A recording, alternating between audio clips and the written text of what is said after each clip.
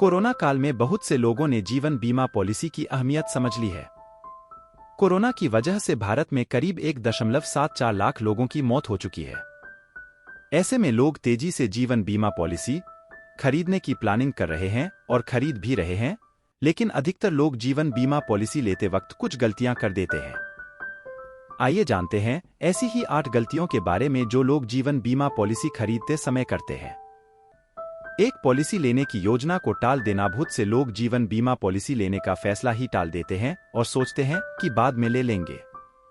युवा लोग अक्सर ऐसा ही करते हैं क्योंकि उन्हें लगता है कि जिंदगी का रिस्क बहुत ही कम है और वह पॉलिसी नहीं लेते। दिक्कत की बात तो यह है कि वह उस पैसे को भी बचाते नहीं हैं। यहाँ ध्यान देने की बात यह है कि उम्र जितनी बढ़ती जाती है वैसे वैसे प्रीमियम भी बढ़ता जाता है। ऐसे में कम उम्र में ही पॉलिसी ले लेना बेहतर है। जितनी देर उतनी महंगी पॉलिसी।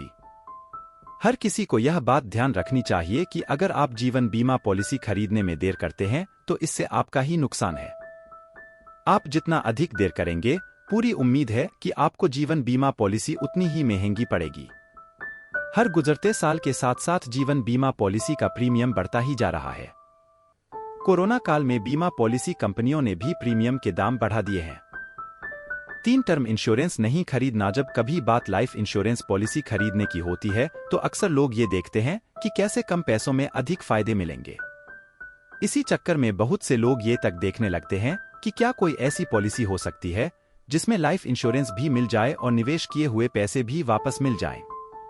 यानी वह टर्म इंश्योरेंस ना लेकर कोई सेविंग कम लाइफ इंश्योरेंस प्लान देखने लगते हैं और ये एक बड़ी गलती है।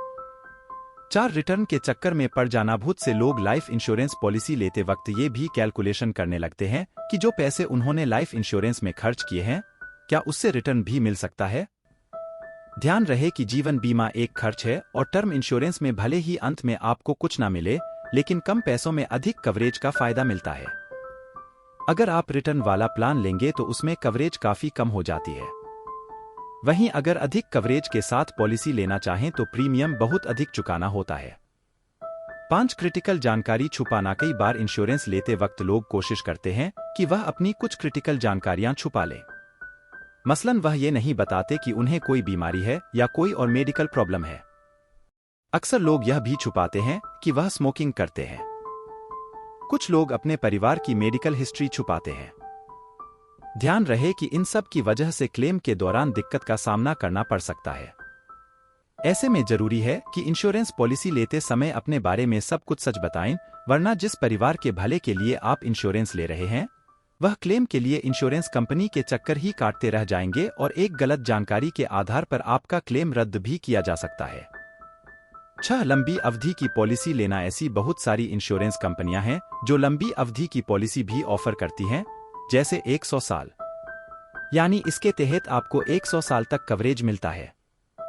ध्यान रहे, जितने अधिक समय के लिए पॉलिसी लेंगे प्रीमियम उतना ही अधिक बढ़ेगा और 100 साल की उम्र तक इन्फ्लेशन की वजह से रुपए की कीमत काफी गिर चुकी होगी। यानी इससे आपका फायदा नहीं, नुकसान ही होगा।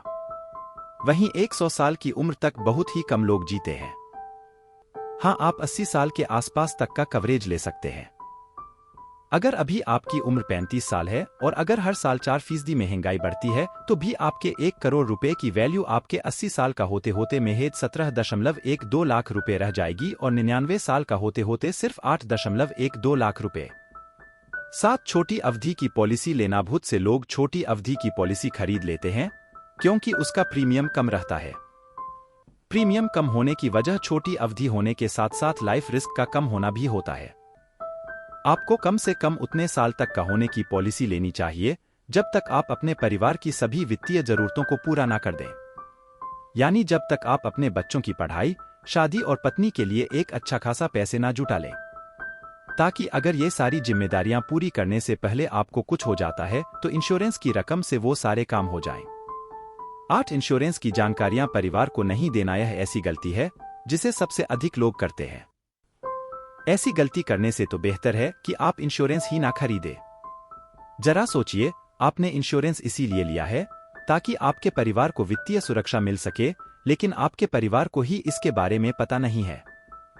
ऐसे में अगर आपको कुछ हो जाता है तो आपका परिवार उसे क्लेम भी नहीं कर पाता और नतीजा ये होता है कि आपकी सारी प्लानिंग बेकार। अपने लाइफ इंश्योरेंस के बारे में अपनी पत्नी, बच्चे या परिवार को अन्य सदस्यों को जरूर बताएं, हिचकिचाएं नहीं। इस तरह की उपयोगी जानकारियों के लिए देखते रहे हमारा चैनल और प्लीज लाइक और सब्सक्राइब करना ना भूलें।